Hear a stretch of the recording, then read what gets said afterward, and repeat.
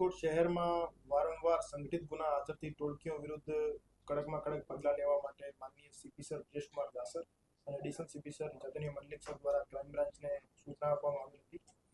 રાજકોટ શહેરને અપરાધ મુક્ત કરવાની કાર્યવાહીના ભાગરૂપે આજે થોરડા પોલીસ સ્ટેશનમાં છેલ્લા 10 વર્ષમાં સંગઠિત ગુના આચરતી અને સક્રિય સાંજી મકા મકવાણાની ગેંગના 12 સભ્યો વિરુદ્ધ આજે જીસીટીઓસીની કાર્યવાહી કરવામાં આવી છે.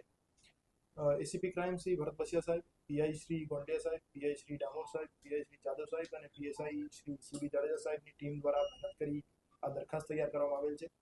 શ્યામજી મકા મકવાણા ગેંગ દ્વારા છેલ્લા 10 વર્ષમાં ખૂન, અપહરણ, છેડતી, બળાત્કાર, મારામારી, લૂંટ, રાયોટિંગ, ફરજમાં રોકાવટ જેવા 22 ગંભીર ગુનાઓ આચરેલ છે અને કુલ એના વિરુદ્ધ નાના મોટા 37 જેવા ક્રાઇમ્સ રજિસ્ટર્ડ છે.